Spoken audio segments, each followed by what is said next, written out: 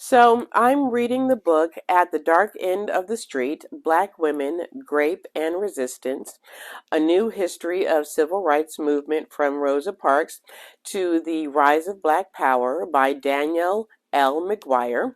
And it's about the origins of the 1960s civil rights movement in Alabama. Okay, you know, the part that they don't tell us about. Yes, I'll be discussing some of it here, but we'll be talking about it mainly on my Patreon, link in bio. Yes. There are a few things that I learned that I wanted to call out, and a lot of it is about white women's role in white supremacy, willing and unwilling. And this is where I remind everybody that, yes, white women are oppressed. Yes. But white women can also be the oppressor. And I'm going to remind everybody about that because we are going to talk about Mack Ingram. Okay? Mack Ingram. Now, these events take place in 1951.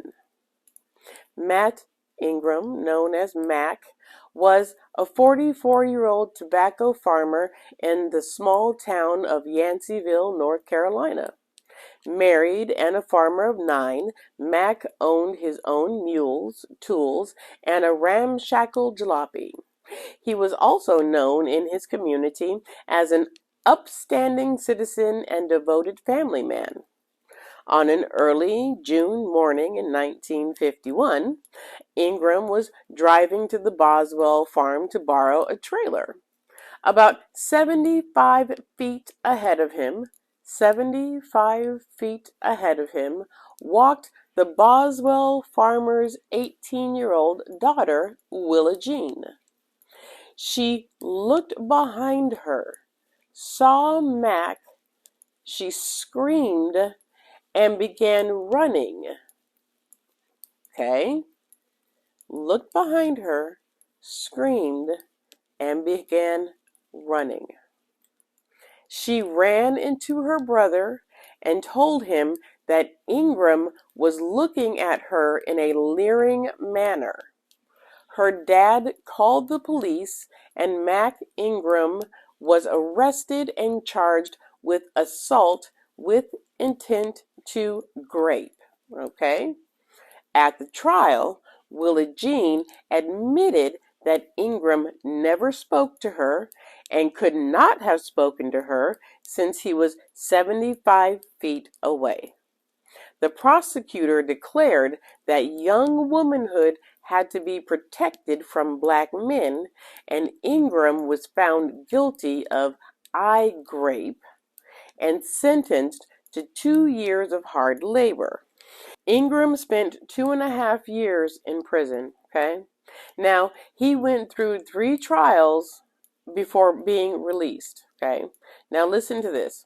During the appeal hearing in Superior Court, the judge instructed the jury that Ingram was guilty as charged if he used intentional threats or menace of violence, such as looking at a person in a leering manner, that is, in some sort of sly or threatening or suggestive manner.